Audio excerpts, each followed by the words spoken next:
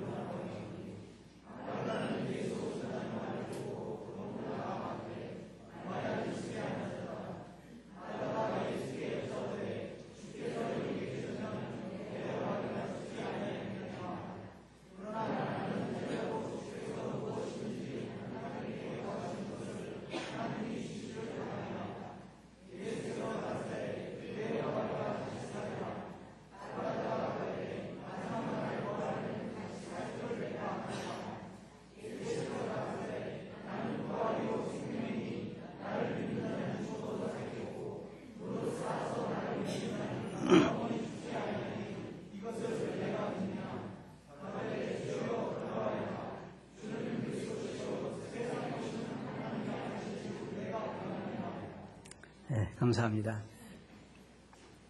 여기 말씀을 보면 이제 우리 주님께서 나사로가 죽은 그 나사로의 집에 오신 것을 볼 수가 있습니다.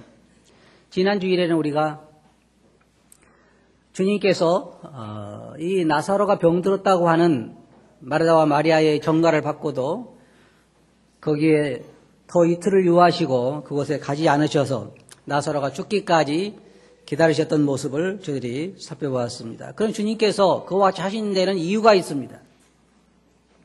왜냐하면 주님께서 내가 거기에 있지 아니한 것을 감사하게 생각한 다행으로 생각한다 라고 말씀하신 것은 이는 너희로 믿게 하려 함이니라. 뭘 믿게 하기 위한 거냐면 하나님의 이 부활의 능력을, 하나님의 그 영혼에 대한 우리들에 대한 약속을 믿게 하기 위해서 나사로의 경우를 주님께서는 지금 사용하고 계신 것입니다. 나사로의 집에 주님이 오셨을 때 나사로는 이미 무덤에 있었습니다. 오늘은 부활과 생명이신 우리 주님에 대해서 우리가 이 말씀을 통해서 나눠보기를 원하는데, 사람이 죽음을 맞는다고 하는 것은 참 서글픈 일입니다. 제가 지금까지 예수님 믿고 오랫동안 거의 상당히 이제 인생의 이제 거의 끝부분에 말년은 아니지만 그래도 많이 인생을 살아봤는데, 하나님을 믿는 사람이거나 하나님 믿지 않은 사람이거나 자기가 주님께로 간다고 해서 죽음을 맞았을 때에 기뻐하는 사람들은 별로 없었습니다. 우리가 흔히 그러잖아요. 세 가지 거짓말 중에 하나가 뭐냐면 연세 많으신 분들이 빨리 죽고 싶다, 그런 얘기가 있다고 그러는데, 모든 사람들은 다 이 세상을 떠나는 것에 대해서 그렇게 좋아하지 않습니다. 아무리 하늘나라가 아름답다고 우리가 배우고 그렇게 가르치고 그렇게 믿고 있지만 그리스도인들도 하늘나라에서 불렀을 때 그렇게 춤추며 기뻐하는 것을 본 적이 없는 것 같아요. 이 나사로도 역시 마찬가지로 젊은 나이에, 제가 생각할 때는 아주 늙은 노인은 아니고 젊은 나이에 이 세상을 떠나게 되는 그러한 이 질병이 걸렸는데, 주님에게 도움을 청했을 때 주님은 그때 당시 나사로가 죽기 전까지 그곳에 오시지 않고, 이 말씀을 보면 나사로가 여기에 보면 17절에 보면 예수께서 와서 보시니 나사로가 무덤에 있은지 이미 나으리라 그랬습니다. 그러니까 주님에게 사람을 보냈을 때에 나사로가 병들어서 아직 죽기 전에 보냈을 텐데, 주님은 거기 이틀만 계신 것이 아니라 나사로가 죽어서 무덤에 묻힌 지 사일이 됐을 때에, 사일이 됐을 때에 그곳에 오셨습니다. 그러니까 상당히 오래 계시다가 오신 것이죠. 이제 인간적으로 생각할 때, 사람 면에 생각할 때 이제는 상황이 종료된 상태입니다. 나사로는 병들었을 때 혹시 예수님 오셨으면은 낫게 해줄 수 있겠지만 이제 나사로가 죽어서 더욱이나 무덤에 이렇게 묻혀서 또 다른 말씀을 보면 거기에 말씀을 보면 나사로가 이미 무덤에서 냄새가 난다 그랬습니다. 우리도 여름에 이 사람이 죽으면은 보통 관에 보면은 비닐을 깔고 이 시신을 놓더라고요. 왜냐하면 그렇지 않으면 이 물이 흐르는 경우가, 왜냐하면 부패돼 가기 때문에 물이 흐르는 경우가 있어서 여름철 같은 데는 비닐을 꼭 깔고 관에다 이 시신을 모셔요. 근데 중동 지역에는 역시 그렇게 우리처럼 추운 날씨가 아니기 때문에 무덤에 묻혀 있는 나사로 벌써 4일이나 됐기 때문에 냄새가 무덤 밖에까지 이렇게 나왔습니다. 왜냐하면 이 중동 지역의 무덤은 우리하고 달리 주로 굴이나 아니면 바위를 판 굴 속에 이렇게 사람을 넣고 그 앞에 문을 이렇게 돌로 막았기 때문에, 이런 주님이 돌아가실 때 잘 아시죠? 바위 속에 판 무덤에 예수님 시신을 모시고 그 다음에 돌로 이렇게 막고 인을 쳤던 것을 여러분이 기억하실 것입니다. 우리나라는 냄새가 안 납니다. 왜냐하면 땅 속에다 묻고 그냥 발로 막 밟아가지고 냄새도 못 나오게 만들기 때문에. 저는 왜 한국에는 그런지 잘 모르겠어요. 왜 땅 속에다 묻고 그냥 그것을 막 돌아가면서 발로 밟는지 모르겠어요. 혹시 살아나올까 봐서 그런가? 혹시 살아나올까 봐서 이렇게 그냥 밟고 못 나오게 하는지 잘 모르겠지만, 그런데 중동 지역에는 돌 속에다 이렇게 굴을 파고 넣거나 굴 속에 시신을 모시고 거기다 입구를 막기 때문에 냄새가 굴 밖에까지 이렇게 나왔습니다. 그런데 그 사람들 생각할 때는 이제는 모든 것이 끝난 거예요. 더 이상 어떻게 할 수가 없죠. 왜냐하면 사람이 이미 장례식을 치렀고 그 다음에 무덤에 묻혀서 냄새가 썩어서 냄새가 나기 때문에 주님이 가셔도 별로 그렇게 큰 효과가 없을 그런 상태가 되었습니다. 저는 이 말씀들이요, 우리가 지금 공부한 이 말씀들이 대단히 중요합니다. 왜냐하면 우리는 지금까지, 저도 장례식에 많이 참석해보고 많이 이 사람들이 죽는 걸 봤지만 한 사람도 다시 무덤에서 살아나왔다고 한 사람 한 사람도 본 적이 없어요. 혹시 여러분 보신 적이 있으세요? 어떤 사람이 자기 부모님 묘를 이장하려고 한 10년 정도 지난 묘를 이장하려고 무덤을 파봤더니 거기서 관에서 사람이 살아나오더라. 그런 경우는 한 번도 없어요. 시신이 부패되지 않고 그대로 있었다는 것은 있지만 그러나 살아나온 경우는 한 사람도 없습니다. 사람 머릿속에는 사람은 죽으면 끝이다 하는 것이 다 인식되어 있습니다. 그걸 그냥 받아들여요. 그런데 주님께서 지금 이 나사로의 경우를 사용하신 건 뭐냐면, 주님께서 말씀하신 것처럼 나는 부활이요 생명이니 나를 믿는 자는 죽어도 살겠고 무릇 살아서 나를 믿는 자는 영원히 죽지 아니하리라, 이 진리를 가르치기 위해서, 이것을 사람들에게 믿게 하기 위해 주님께서는 지금 이 나사로의 죽음을 사용하고 계신 것입니다. 사람들은 창세 이후로 계속해서 죽었기 때문에, 죽고 묻혔고 썩어서 다시는 돌아오지 않기 때문에 다시 사람이 산다고 하는 것은 사람들에게는 받아들이기 어려운 그런 진리입니다. 주님께서 하시는 그 모든 말씀들이 보면은 다 사람들이 받기에는 어려운 말씀들입니다. 그러나 우리가 아는 건 뭐냐면 그것이 사실이었고 또 사실대로 성취됐다는 것입니다. 나사로는 이제 그렇게 그의 짧은 생을 마감했습니다. 이 병원에 가보면 참 사연이 안타까운 사람들이 참 많이 있어요. 병원에서도요, 가보면 한 80 넘으신 분들, 90 됐다든지 그러신 분들은요, 수술도 안 해주죠. 그리고 뭐라고 그러냐면, 그 정도 사셨으면 이제 가셔야지. 그렇게 이야기를 해요. 그런데 병원에 가보면 아주 안타까운 사연들, 이제 20살 먹거나, 이제 15살 먹거나, 10살 먹거나, 아니면 이제 막, 결혼해서 전매기가 있는데, 그냥 또 어떤 질병에 걸려서 죽었거나, 어떤 경우는 보면은 산모가 아이를 낳아서 이제 젖먹이고 있는데 그 산모가 말기암으로 판명되는 경우도 있고, 참 안타까운 사연이 참 많아요. 그렇게 죽게 되면 우리가 굉장히 인생이 허무하다 그러잖아요. 인생이 과연 무엇이냐? 나이를 많이 드셔서 돌아가신 분들에서는 그렇게 않지만 젊은 사람들의 경우는 참 인생이 험한 것입니다. 나사로 같은 경우도 몇 살인지 정확하게 나이가 나와 있지 않기 때문에 잘 모르지만 어떤 젊은 사람이었던 것은 확실한데 그 나사로의 경우도 이제 죽어서 무덤에 묻혀서 썩어서 냄새가 나는 것으로 거의 모든 인생을 이제 상황이 끝난 것이에요. 거기에는 어떤 소망도 없는 것입니다. 소망이 없지요. 그러나 그곳에 주님이 계신다는 것, 그곳에는 항상 소망이 있습니다.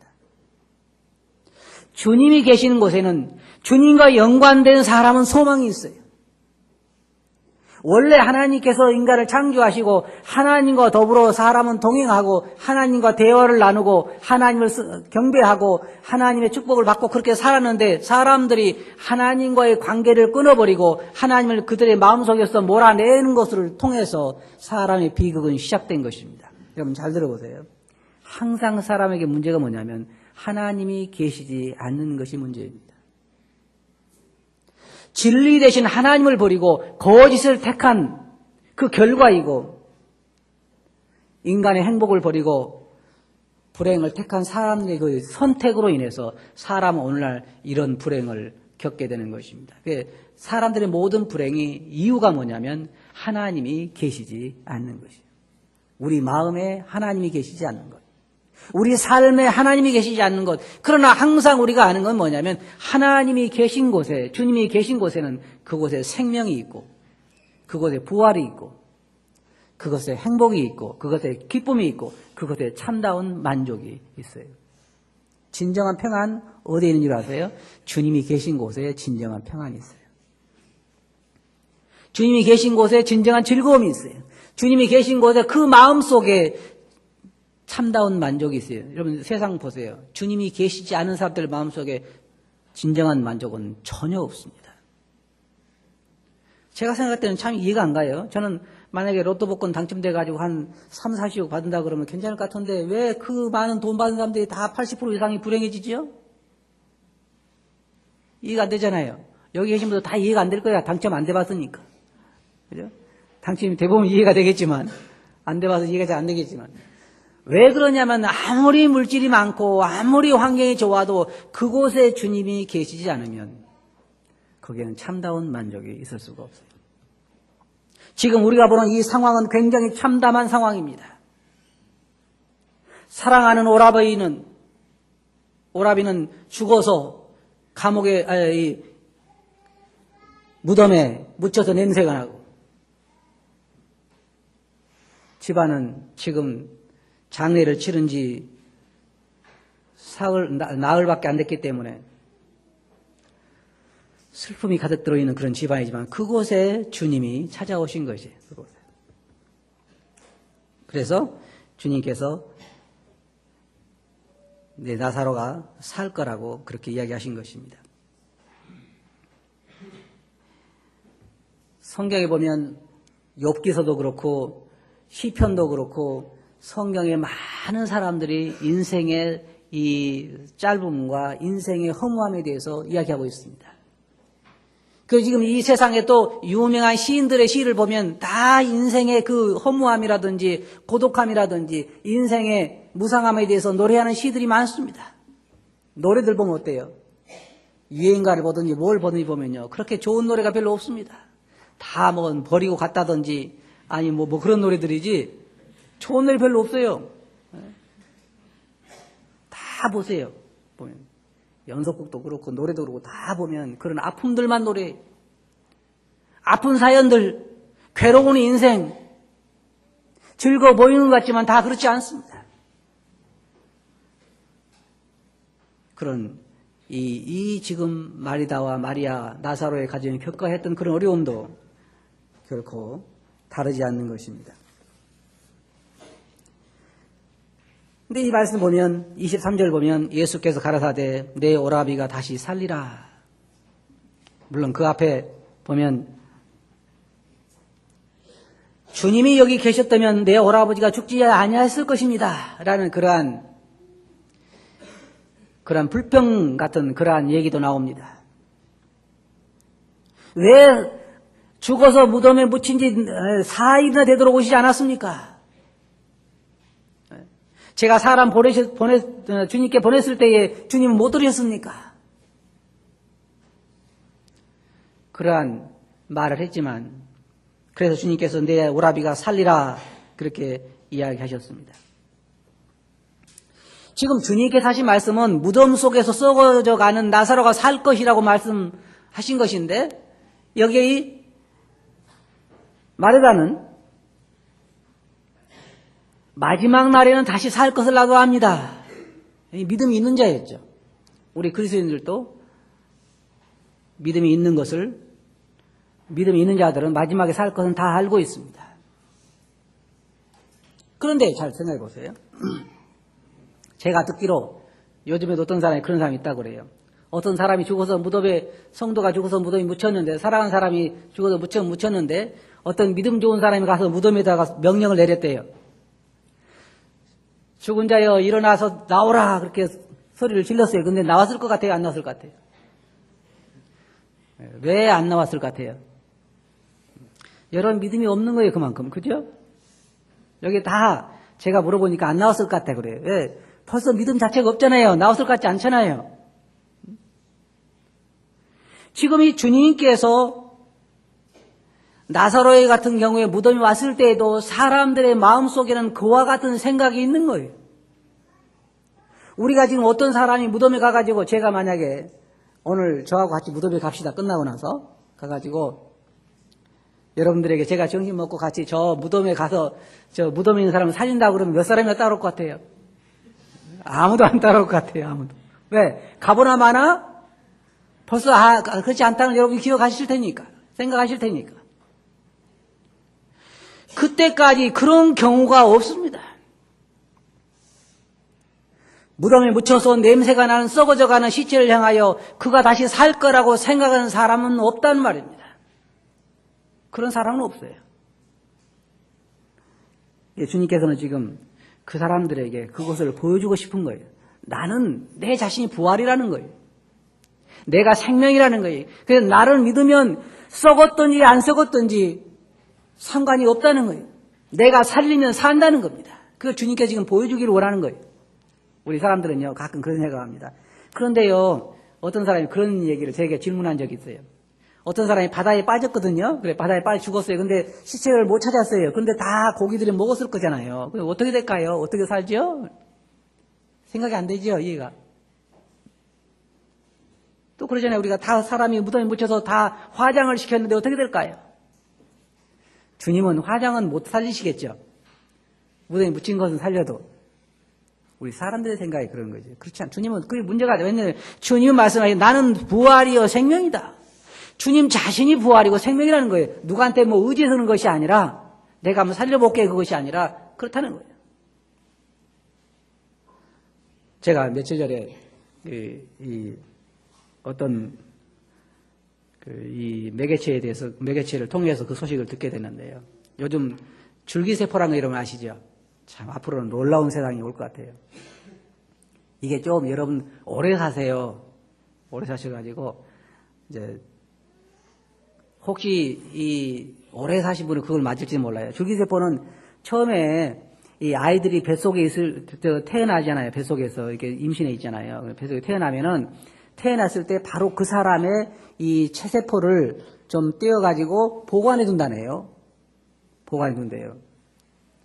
그래가지고 이제 이 사람이 살아가다가 뭐 위장에 암이 걸린다든지 뭐 어디 병이 걸리잖아요. 그러면 체세포를 이게 다시 해가지고 위를 새로 만들어서 위를 간대요. 그냥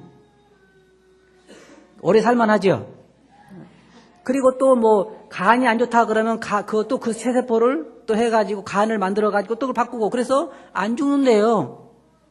그리고 이제 또 몸이 많이 늙잖아요. 그러면 어릴 때 그 체세포를 다시 해가지고 몸에다 주입시키면은 점점 젊어진다네요. 그런 날이 온대요, 앞으로. 생각해 보세요. 사람도 지금 이 체세포를 뭐 복사하니 줄기세포 해가지고 그런 생각을 하는데 하나님께서는요. 하나님은 아무나 문제가 되지 않아요. 사람들은 그런 날을 꿈꾸는지는 몰라도 또 그런 날이 혹시 올지도 몰라도 그곳으로 영원히 살 수는 없는 것입니다. 근데 주님은 여기에서 말씀하시기를 나는 부활이요 생명이다. 그래서 나를 믿는 자는 죽어도 살고 무릇 살아서 나를 믿냐 영원히 죽지 않는다는 거예요. 그리고 그 무덤 앞에 서신 거예요. 저는 지금 세상에서 자기가 신유의 은사를 받아가지고 병자를 고친 사람들한테 한번 질문해 보고 싶어요. 그 사람도 좀 이렇게 썩어가지고 냄새가 나는 무덤 앞에 가지고 좀 한번 살려봤으면 좋겠어요. 한 사람 살린 사람은 없어요. 그런 사람은 없습니다. 여러분 요한복음을 보면 주님께서 나는 바로 무엇이다 라고 말씀하신 경우가 몇 가지 나오는데 첫째로 나는 생명의 떡이다 그랬어요. 주님께서 말씀하신 것은 세상 사람들은 할 수 없는 그런 말씀입니다. 세상에 그 어떤 사람도 그러니까 사람들이 주님은 뭐라고 했냐면 저희가 미쳤다 그랬어요. 미쳤다. 주님 말씀하신 나는 생명의 떡이다. 난 하늘에서 내려온 생명의 떡이기 때문에 너희들 조상들이 먹고도 죽었지만 나를 먹는 자는 나는 생명이 떡이기 때문에 나를 먹는 자는 영원히 죽지 아니하리라. 그러니까 사람들이 저가 자기 살을 주워서 먹게 하겠는가 그랬습니다. 다시 말해서 주님을 믿고 주님 안에 있는 사람은 주님이 그 안에 있는 사람은 절대로 죽지 않는다는 거예요. 영원히 산다는 거예요. 그리고 주님은 나는 세상의 빛이다 라고 말씀하시면서 예수님을 믿지 않은 사람들은 어둠 속에 헤매는 자들이라고 말하고 있습니다. 예수님 여러분 생각해보세요. 여러분 안에 예수님이 계시지 않은 분들은 다 어둠 가운데 계신 분들입니다. 헤매고 있어요. 무엇이 행복인지, 무엇이 진정한 진리인지, 어떤 것이 인생의 도리인지, 과연 무엇을 위해 살아야 되는지 사람들이 계속 방황하고 있는 게 뭐예요? 나는 어디서 왔는가? 나는 무엇인가? 나는 왜 살아야 되는가? 살 이유가 뭔가? 이게 사람들이 방황하는 건데 왜 그래요? 어둠 속에 있기 때문에 모르는 것입니다. 어둠 속에 있기 때문에 몰라요. 그러나 주님 안에 들어오면 빛이 그를 비춰서 비로소 자기가 누구인지, 어디를 향해 가고 있는지, 무엇을 위해 살아야 할지 그것을 알게 되는 것입니다. 주님께서 말씀하시기를 요한복음 12장 35절 보면 아직 잠시 동안 빛이 너희 중에 있으니 빛이 있을 동안에 다녀 어둠에 붙잡히지 않게 하라. 어둠에 다니는 자는 그 가는 바를 알지 못하느니라. 어둠 가운데 있는 사람들은 자기가 무엇을 위해 사는 것인지 어디를 향해 가야 되는 것인지 잘 알지 못하는 것입니다. 예수님은 생명의 빛이라고 말씀하시고 또한 나는 양의 문이다라고 말씀하시면서 나의 문으로 들어간 자는 들어가면서 나오면서 꼴을 얻으리라 그랬어요. 예수님을 만나지 못한 사람들, 그 사람들은요 항상 그 마음속에 갈증이 있습니다. 잘 들어보세요. 예수님을 만나지 못한 사람들 항상 그들 마음속에 갈증이 있어요. 그것을 예수님 만날 때만 비로소 그 갈증을 채울 수가 있습니다. 예수님께서 들어가며 나오며 꼴을 얻으리라 그렇게 말씀하시고 나는 선한 목자라고 말씀하셨는데 선한 목자는 양들을 위하여 자기 목숨을 버린다 그랬습니다. 우리가 이 선한 목자를 만나게 된 것이 얼마나 감사한 것인지 그것은 정말로 큰 행운이 아닐 수가 없습니다. 그리고 여기에 또 말씀하신 것처럼 나는 부활이요 생명이다 라고 말씀하시고 나는 길이요 진리요 생명이다 라고 말씀하시고 예수님만이 길이고 예수님만이 생명이고 생명을 떠나서는 아무도 존재할 수가 없는 것입니다. 그리고 나는 참 포도나무다 라고 말씀하시면서 나를 떠나서 너희가 아무것도 맺을 수 없다 그랬습니다. 예수님을 떠나서는 사람이 인생을 다 살아봐도 결산해 보면 남는 것은 수고와 슬픔밖에 없습니다. 아무리 훌륭한 삶을 살았다 해도 아무리 의미 있는 삶을 살았다 해도 예수 그리스도가 아니면 그 안에 예수 그리스도가 없다고 하면 결론적으로 결산해 놓고 보면 남는 것이 없다는 거예요. 열매를 맺을 수가 없어요. 예수님만이 참 포도나무고 그 가지에 붙어있는 자만이 진정한 열매를 맺을 수가 있는 것입니다. 자, 이제 무덤 앞에 선 예수님을 한번 생각해 봅시다. 무덤 앞에 예수님께서 이 나사로의 무덤 앞에 4일 돼가지고 냄새가 나는 그 썩어져가는 시체 앞에 선 예수님이 계시고 그 뒤에는 많은 사람들이 와서 지금 지켜보고 있습니다. 그들은 단 한 번도 이렇게 냄새나는 시체가 산 그런 경우를 본 적이 없는 사람들입니다. 아마 우리가 그곳에 서 있어도 설마 나사로가 살아서 나오리라고는 생각도 못했을 것입니다. 이건 인간의 생각을 초월하는 것이요, 인간의 생각의 범위를 초월하는 것이기 때문에 그걸 우리가 받아들이기 어려운 것입니다. 그러나 주님은 그 앞에 서서 나사로를 향하여 나사로야 나오라고 말씀하셨습니다. 이건 뭐냐면요, 주님께서 나는 부활이요 생명이다. 그것을 너희로 믿게 하기 위해서 내가 지금 나사로를 살리는 것이다, 그 말입니다.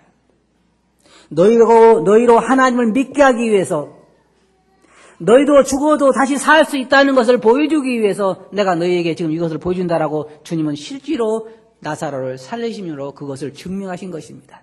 자, 이제 나사로가 무덤에 묻혀 냄새가 나는데 예수님께서 나사로에 나오라 그랬습니다. 나사로가 살아서 나왔습니다. 여러분 어땠을 것 같아요? 아마 참석한 사람들이 다 놀라서 오늘 같은 막 박수를 쳤겠죠. 자, 그때 내가 죽는다고 해도 살 수 있을 것 같아요, 없을 것 같아요? 네, 확신이 설 것입니다. 주님께서 너도 죽으면 내가 살린다 그랬을 때는요, 아마 자신감이 있을 거예요. 왜? 그걸 봤기 때문에. 그것을 많은 사람들이 지켜봤습니다. 썩어서 냄새가 나는 그러한 죽어가는 사람이 살아나는 것을 그들은 봤습니다. 이제 그 다음 말씀에 우리가 그것을 볼 수 있습니다만은, 현재 여기까지는 우리 그게 나오지 않지만, 그러나 우리가 그 말씀을 보면 주님께서 그것을 증명하신 것입니다. 나는 부활이요 생명이다. 자, 지금 우리가 알고 있는 대로 수많은 사람들이 그리스도 안에서 죽었습니다.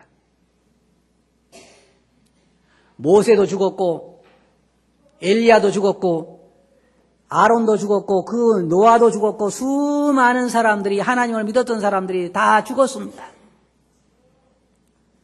세상 사람들은 예수님 믿는 사람도 다 죽더라. 무슨 소용이 있느냐? 소용이 없다. 그렇게 말할지 모르지만, 그러나 여러분, 제자들이 변화산에 갔을 때 거기에 모세가 있고 엘리야가 있었잖아요. 그는 그들을 봤습니다. 그리고 여기 이 사람들도 주님께서 확실히 부활이여 생명인 것을 보았습니다. 그 많은 사람들이 이제 살게 될 것입니다. 우리가 그동안 알았던, 우리가 사랑하는 그 사람들도 다 지금 무덤 속에 있는 그리스도인들이 많은데 그 사람들도 다 이제 주님께서 그렇게 말씀하실 것입니다. 여러분 거기 손을 넣으시고 요한복음 5장을 한번 보시기 바랍니다. 요한복음 5장 28절과 29절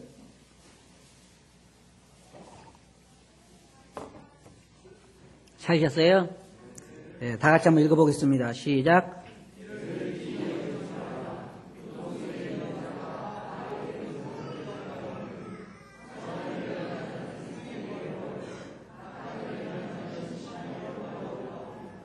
자, 잘 들어보세요.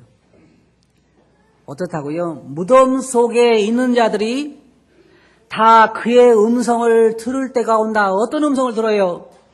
나사로야 나오너라 라고 한 그 음성처럼 무덤 속에 있는 사람들이 살라고 하는 하나님의 음성을 들을 때가 온단 말입니다. 예수님을 믿고 무덤에 갇힌 자들 뿐만 아니라 예수님을 믿지 않고 무덤 속에 썩어 있는 그 모든 사람들이 다 하나님의 음성을 들을 때가 올 것입니다. 그리고 어떻게 한다고 그랬어요? 선한 일을 행한 자는 생명의 부활로, 악한 일을 행한 자는 심판의 부활로 나오리라. 참 신기한 일입니다. 신기한 일. 썩어서 다 없어진 그 사람들이 이제 다시 하나님의 무덤 속에 있어 하나님의 음성을 듣고 살아나게 된다는 것입니다. 영원한 세계에 살 수 있는 그런 몸으로, 생명의 부활로, 심판의 부활로. 예수님 아직 믿지 않은 사람들도 부활하게 된다는 것입니다. 그러나 그렇게 즐거울 부활은 아니에요. 기뻐할 일이 아닙니다. 왜냐하면 심판받고 영원히 멸망할 그런 불에 들어가도 타지 않은, 지옥에서 고통만 당하고 죽지 않을 그런 몸으로 다시 태어난다는 것입니다. 그러나 감사한 것은 우리 그리스도인들은 하늘나라의 그 영광을 누리는 아름다운 그런 소망의 몸으로 우리가 부활하게 될 것입니다. 주님은 그것을 증명하시기 위해서 이 나사로가 병들었다고 했을 때에 거기에 오시지 않은 것입니다. 왜? 썩어져가는 그를 살림으로 자기가 부활이고 생명이라고 하는 것을 그 사람들에게 가르치기 위해서, 믿게 하기 위해서 그는 그렇게 했다고 그 말씀 말하고 있습니다. 주님 우리의 부활이고 우리의 생명입니다. 이 날이 우리에게 있다는 것이 얼마나 감사한 일입니까? 제 운명이요. 마치 돼지가 태어나서 잘 먹고 잘 살다가 도살장으로 가는 것이 그의 운명인 것처럼 제가 이 세상에 이렇게 살다가 예수님 안 오시면 죽어서 부활해서 영원토록 하나님의 영광을 누리며 살도록 돼 있는 것이 저의 운명입니다. 주님이 그것을 약속하셨어요. 예수님 믿지 않는 사람들은 이 세상에 이렇게 살다가 죽어서 부활해서 영원토록 멸망하도록 되어 있는 것이 그들의 운명입니다. 그런데 그 운명을 바꿀 수는 있어요. 아직 살아있을 때에, 아직 주님께서 말씀하신 것처럼 아직 빛이 있을 때에 그 자기 운명을 바꿀 수가 있는 것입니다. 그래서 예수님께서 아직 빛이 있을 동안에 빛을 믿어 어둠에 붙잡히지 않게 하라. 한번 어둠에 붙잡히면요 다시는 거기에서 나올 수가 없는 것입니다. 우리에게는 부활의 소망이 있어요. 우리 주 예수 그리스도는 바로 부활이요 생명입니다. 그분이 어디 계세요? 우리 안에 계세요. 그래서 저와 여러분의 부활은 보장된 것이요 약속된 것입니다. 그것을 주님은 이 나사렛경을 통해 우리들에게 보여주시고 마지막에 뭐라고 그랬어요? 그 말씀 한번 보세요. 내가 이것을 믿느냐? 내가 이것을 믿느냐? 26절 한번 보시기 바랍니다. 26절. 거기 보면 11장 26절이에요. 무릇 살아서 나를 믿는 자는 영원히 죽지 아니하리니 이것을 내가 믿느냐?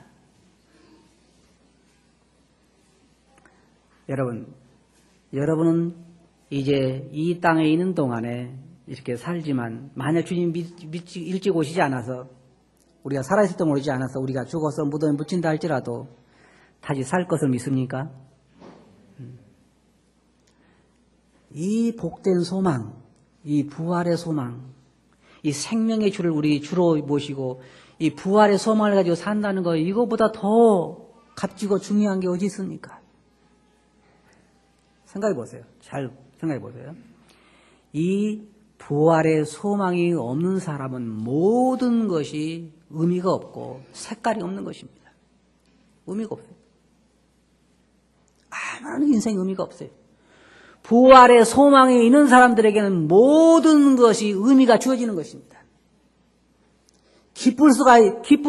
웃어야 할 이유가 있고, 살아야 할 이유가 있고, 즐거워야 할 이유가 있고, 고난당해야 할 이유가 있고, 주님을 섬겨야 할 이유가 있고, 모든 것에 이유가 있어요. 왜? 부활의 소망이 있기 때문에. 부활의 소망이 없는 사람은 아무런 생의 의미가 없어요. 살아야 할 의미가 없고 먹어야 할 의미가 없고 즐거워야 할 이유가 없어요. 왜? 부활의 소망이 없기 때문입니다. 주님께서 이렇게 말씀하셨는데 내가 바로 부활이요 생명이다.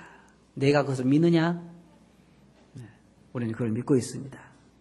여러분 그걸 믿고 있습니다. 이것이 진짜 복된 소망이고 복된 것입니다. 그러므로 여러분 우리의 남은 삶은 참 미래가 밝습니다. 부활의 소망이 있기 때문입니다. 나사로처럼 잠깐 살았다 다시 가는 그런 부활이 아니라 우리는 영원토록 살게 부활하게 되는 것입니다. 여러분 그걸 믿습니까? 네, 기도하겠습니다. 거룩하신 아버지 하나님, 나사로가 병들었다고 했을 때에 주님 그곳에 오시지 않는 것을 다행이라고 말씀하시고 죽을 때까지 기다리시고 죽어서 무덤에 묻힌 지 4일이나 지난 다음에 썩어서 냄새가 날 때 그곳에 오셔서 주님이 부활이요 생명인 것을 보여주신 것을 감사합니다. 그것이 그냥 나사로 이야기만 그친 것이 아니라 그것이 우리 이야기고 저에 대한 얘기인 것을 생각할 때 감사하고 주님이 우리의 생명과 부활이 되신 것을 진실로 감사합니다. 주님, 이 복된 소망이 저희들의 마음을 주장하게 하시고 주님 안에서 기뻐하게 해 주시옵소서. 들은 말씀 주께 의지하옵고 예수님 이름으로 아버지께 감사하며 기도하옵나이다. 아멘.